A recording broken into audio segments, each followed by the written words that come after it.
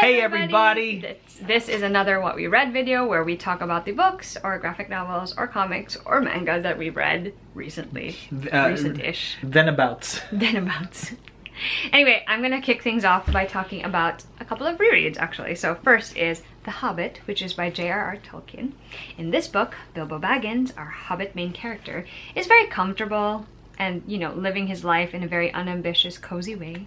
And his status quo gets disturbed when Gandalf and a company of dwarves show up on his doorstep unannounced, and he ends up getting whisked away on an epic adventure, which he never thought he would do. It felt really nostalgic to go back and read this book. I haven't read it in so long. I had always said that this was my favorite book that I'd read from Tolkien, and it's not true anymore, but I still really enjoyed it. It just felt so magical and whimsical, and it's a journey story, which I love. I love those kinds of stories, so obviously I had a very good time with The Hobbit. I do feel like I noticed this time that there's parts of like the pacing that didn't really work for me as well as I remembered, and I think being able to experience that didn't really diminish how much I enjoyed the book, but it is something I noticed more this particular time around. The thing that made this experience so much more fun is that I actually listened to it on audiobook, and the narrator, I believe it was Rob Inglis, does a fantastic job bringing these characters to life. It really makes it feel like you're hearing the story from someone else, so more oral storytelling than anything else. And I feel like that just brings a whole new dimension, a whole new added value to the experience of The Hobbit, which was so much fun and so delightful. The next book I reread was also via audio, and that book is Where Dreams Descend, which is by Janella Angelis. This is about a main character named Kalia. She has always been the star of Hellfire House, and she thinks that there's this grand opportunity that she's going to get if she goes to participate in a magician's competition. And she believes that it's going to, you know, broaden her life and opportunities. But as it turns out, there's actually something sinister about this competition, and, you know, dark things are afoot, basically. It was really fun to listen to the audiobook of this one. It's got two narrators. It's Imani Jade Powers and Steve West, and I do think that they are perfect in terms of bringing the characters in the story to life. It felt very much like the novel actually feels itself. I really love these characters so much, especially Kalia, our main character. She is a spitfire. She is headstrong and determined and smart and sassy, and she just has very ambitious goals for herself, and she's unapologetic about that, which I admire as someone who is almost the complete opposite, really. I think it's just nice because I can vicariously live through her. I love that it was confirmed for me how transporting this novel is. Janella's writing is wonderful, and I do think she does a brilliant job bringing this, you know, whimsical, sort of lush world to life with her words and the detail she uses to describe it. It's very atmospheric, and I quite enjoyed getting wrapped up in all of the drama in it, and I am super excited to read the sequel as well. The next book I'm going to talk about I don't physically own, but I do have it on Kindle, and that book is Jade City by Fonda Lee. So, on the island of Kekon, which is known for its magical jade that gives the wearer sort of extra abilities, there are two major clans that rule, you know, their respective districts and areas in some semblance of understanding and cooperation with one another until the simmering tension between them erupts into a violent predecessor to a war. And that war will probably change their fates, but also the fates of other people who are sort of unrelated to either of these clans. I was a little bit worried when I started this one that I wouldn't be able to, you know, get into the story as quickly. I don't read a lot of stories where it's sort of got that gang vibe to it, but it was actually really readable right from the start.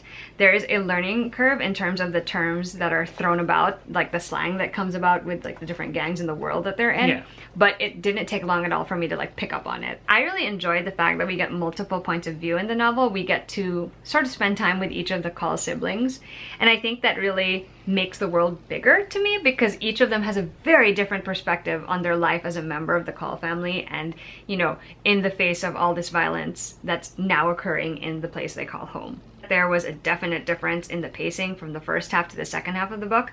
The first is a little bit slower because it's sort of an introduction to the world and how the society is basically structured. So I guess that makes sense that it would take a little more time, right, to like develop that.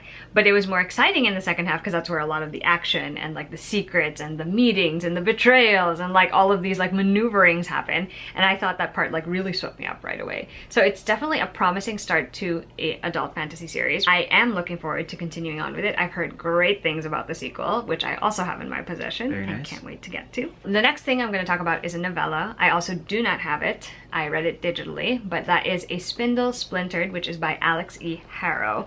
So main character Zinnia is turning 21. This is actually meant to be her last birthday because she has some sort of rare medical condition that, you know, means that her life is going to be cut short. And so her best friend Charm decides that she's going to give her the one thing that Zinnia has always sort of loved in her life. She's going to give her the Sleeping Beauty experience, like the ultimate Sleeping Beauty experience, because Zinnia has always been fascinated by the Sleeping Beauty tale.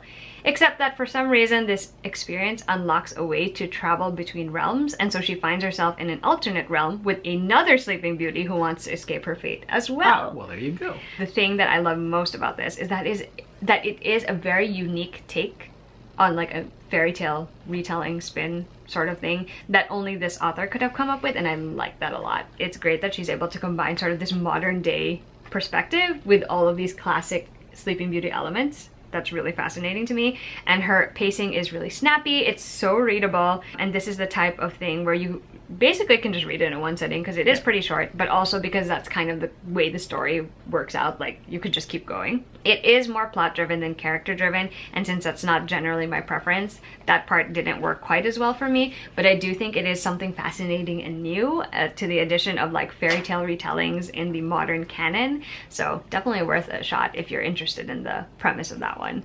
And then the last book I'm going to talk about before I turn things over to Mackie is one that we've had on our shelves for quite a while, and I finally read it this year. It was actually on Mackie's shelf, and then I borrowed it. And that is The 5th Season, which is by N.K. Jemisin. All the signs are pointing to the end of the world, and everyone is scrambling for resources, for safety, and, you know, all of the like. But main character Essen is focused simply on traveling across the stillness, their country, in pursuit of her daughter and the husband who kidnapped her.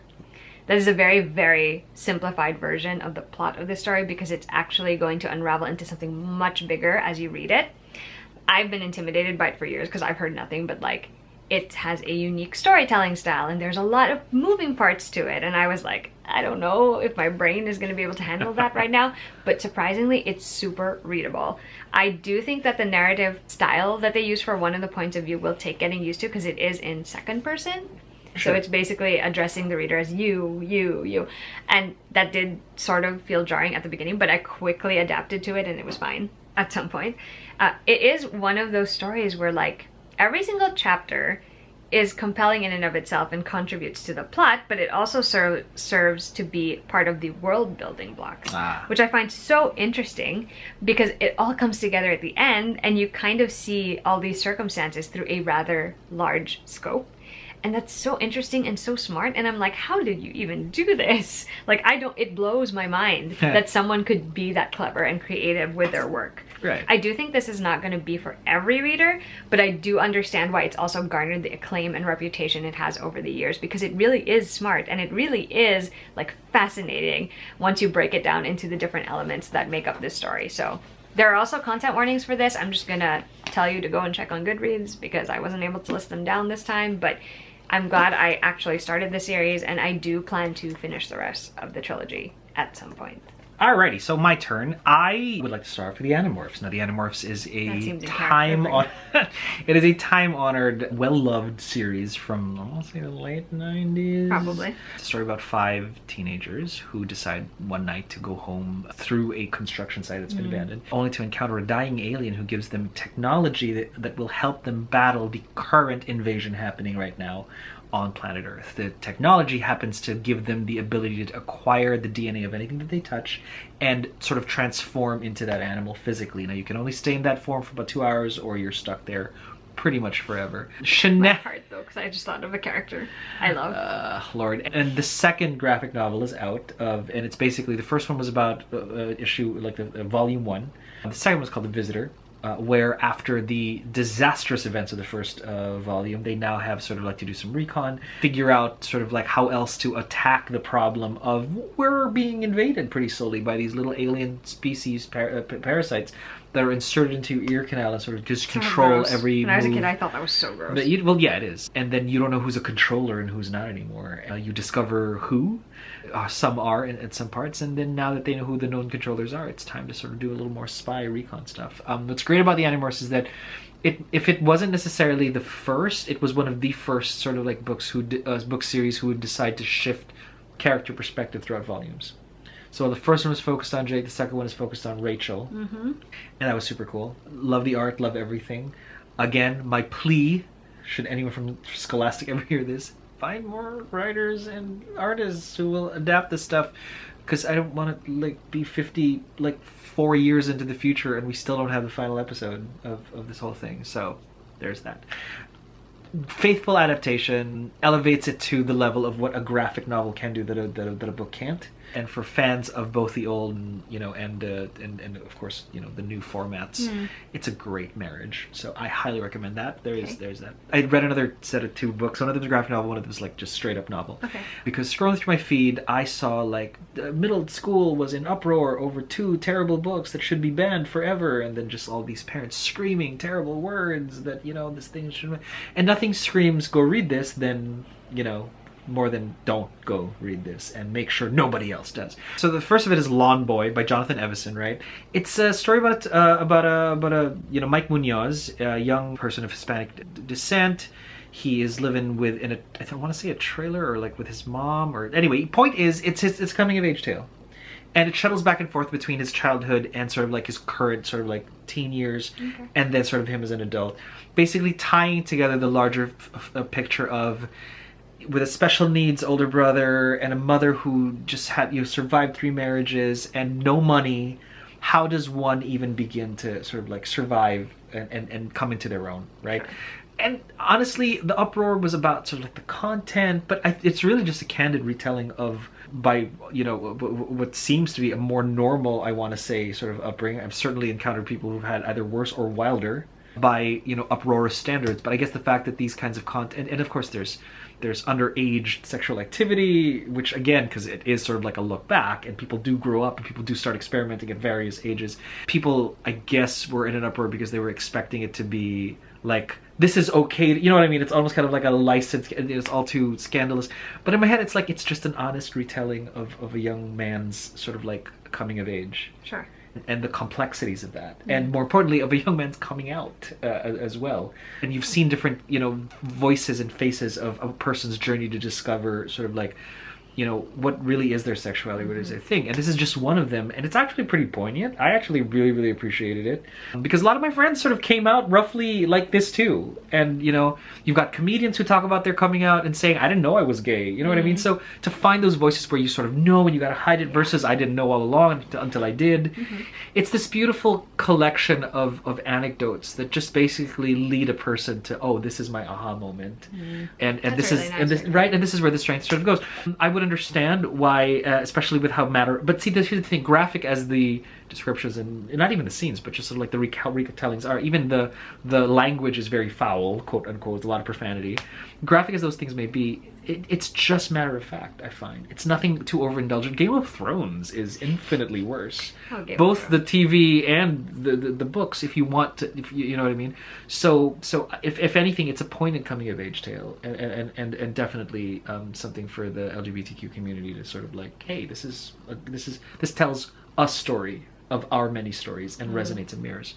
Which leads me to the other book that was also sort of like banned for everything, is a book by Maya Kobabe. He is a, I want to say, illustrator, writer, teacher, that kind of deal. And it's a story of their actual autobiographical childhood leading up to where they are, leading to where they are now. It's really, really great, especially since one of my kids came out as, the adopted kids came out as non-binary as well, I want to say early this year. And it's so fascinating how everything that Maya had been, well, not everything, but like 70 to 80% of what Maya had been thinking of during her childhood, all of that stuff, up to all the way growing up, I've heard like this kid like say. And it's fascinating because it's literally, it's like, this is like, my goodness, what I've lived it when that friend of mine came out and they went through their journey, seeing Maya and Air like whole thing. I'm just like, the parallel was so poignant and great, and it was like light bulbs and aha moments. So if anything, not that we want to be cultural tourists when it comes to other person's experience, but having people in my life that I've been close friends with to actually experience the exact same thing and to see that journey from another perspective resonate through a well-written, by the way, story, a well-illustrated story, for that matter. I think Maya's a genius from an illustrative sort of like perspective. Magnificent stuff. So I actually recommend it.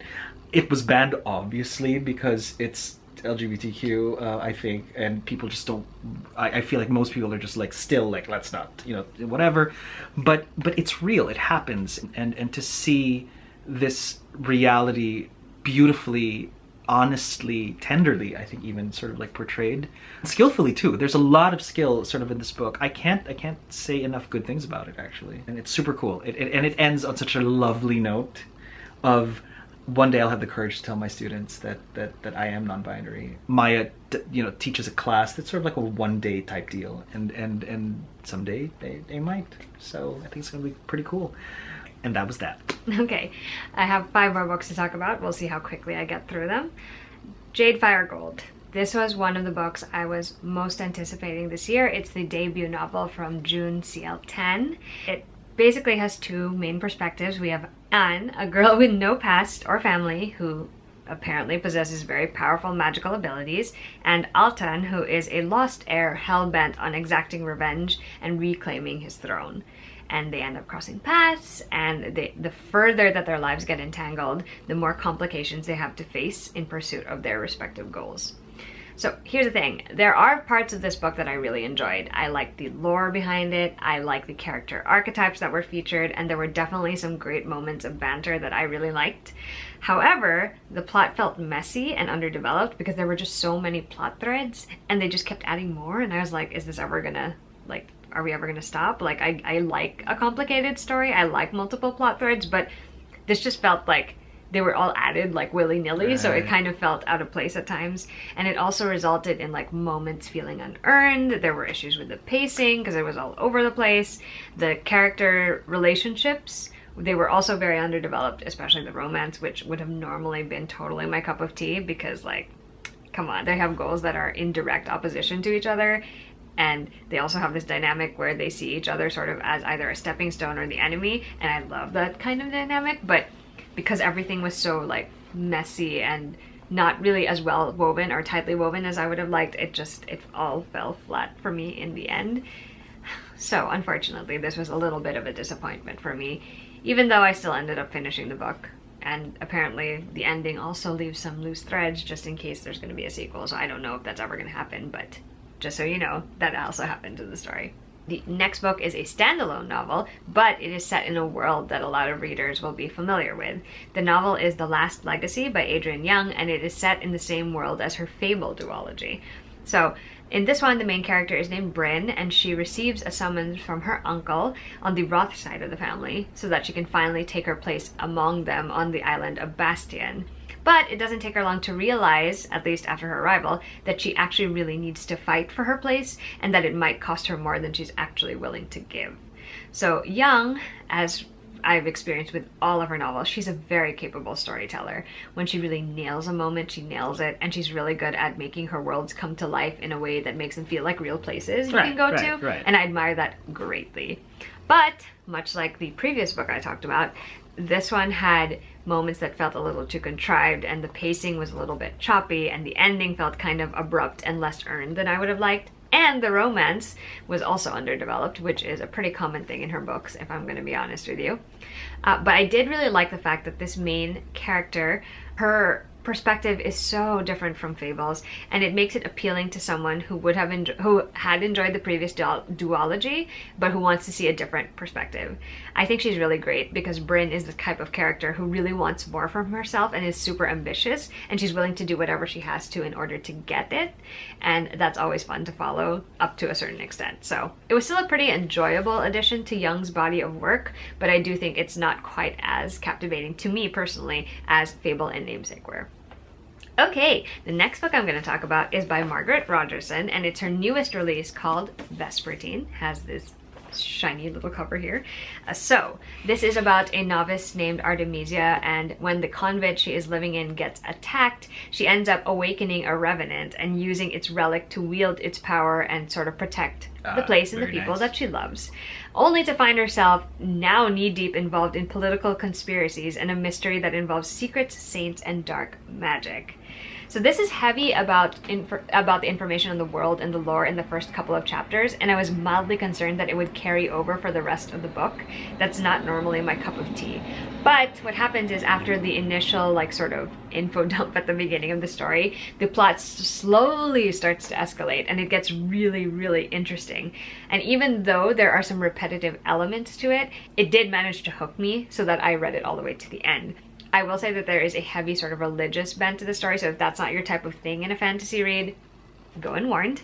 I do really like the lore though, even with that, you know, heavy religious aspect. I thought it was just so fascinating what Rogerson did in terms of spirits and dark magic. It's different from anything I've personally read. I'm sure there are other stories out there that exist that have a similar setup, but for me, I've only ever really read stories with death and dark magic and spirit magic, a very limited amount of them, and so this to me felt a bit, you know, new and refreshing. I really enjoyed the two main characters that we spend the most time with in the story, which is Artemisia and the Revenant that she awakens. Artemisia is just loyal and good, and she's comfortable in her life and she wants to stay that way, but when push comes to shove, she's like, I have to do the right thing. Whereas the Revenant is a very sassy, sassy being, very powerful, mostly antagonistic, but also like the kind of aggressive nurturer that you wouldn't anticipate a spirit being. So, you know, interesting blend of characteristics there. And I thought this story was really good. If you are expecting a romance, however, there's none in this book. This is really more about Artemisia coming into her own and also figuring out her relationship with this Revenant and also her place now as someone who can wield the Revenant in battle. So really fascinating and interesting. Good stuff.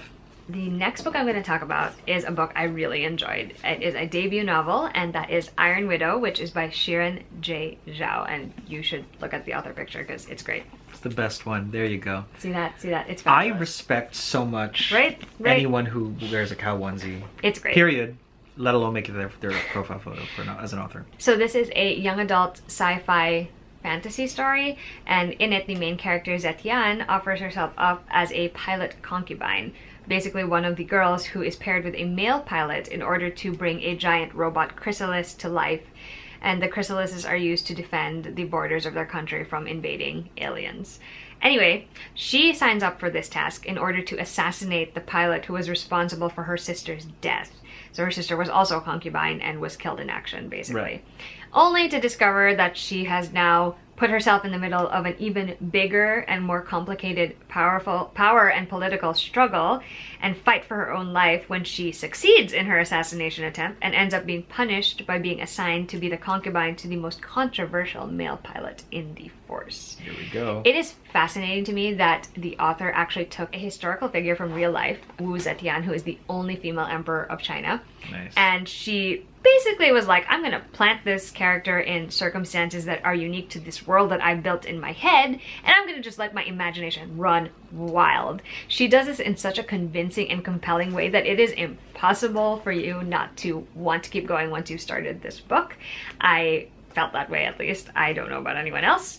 I do think that there is a very limited perspective on the world, and it's mostly through the lens of this like war and the political conflict and power struggles surrounding that, and also a limited perspective or time with the characters, really, because it's mostly through the lens of their respective traumas. I do think that might change in the sequel.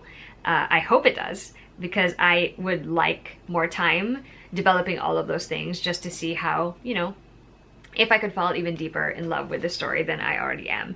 I also have a soft spot for it because it gave me such strong anime vibes. Like, anytime I'm reading a book and I immediately think, I'm like, this would be a great anime, that is almost 100% guaranteed to be a book that I'm going to like. Yeah. So I'm really, really excited that this is one of the books that I really enjoyed this year, and I am dying for the sequel after the way this one ends. So yeah, definitely get a copy of this if you're interested in badass females hell-bent on basically enacting vengeance, but also seizing power from themselves when the opportunity presents itself, because that is our main character in a nutshell.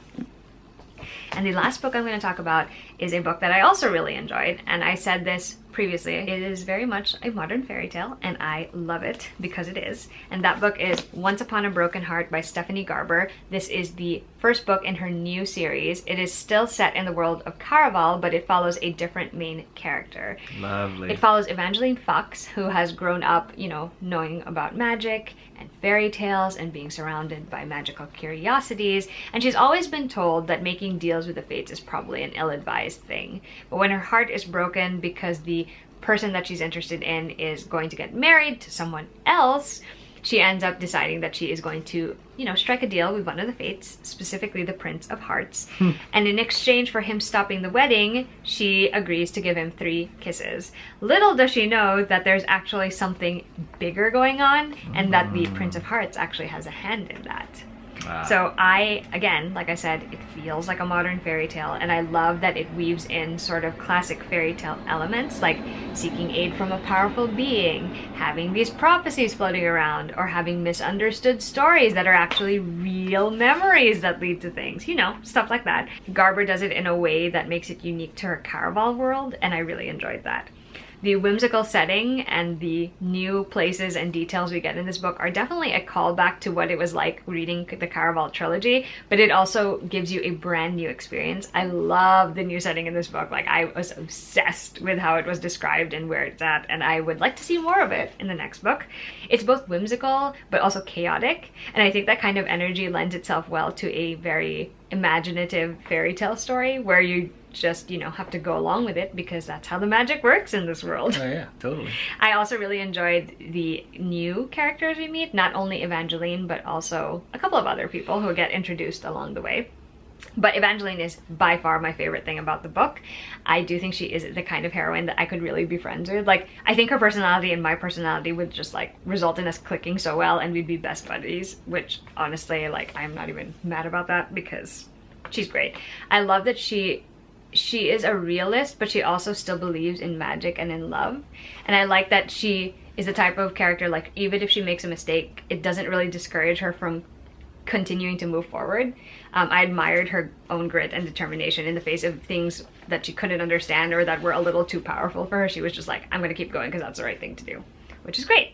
I also enjoyed the Prince of Hearts, aka Jax. He gives me very complicated feelings, and I have said this also online. I'm like, it's hard because like I like him, but I also don't like him, but I do like him, and I kind of want good things for him, but I also am like, he's causing too much chaos. It's like, it's a very confusing maelstrom of feelings, and I'm hoping that the next book in the series helps me settle one way or the other. Sounds magnificent. Maybe, or it'll just send me into another tailspin and I will suffer again, because, you know, I mean, that's what we're here for.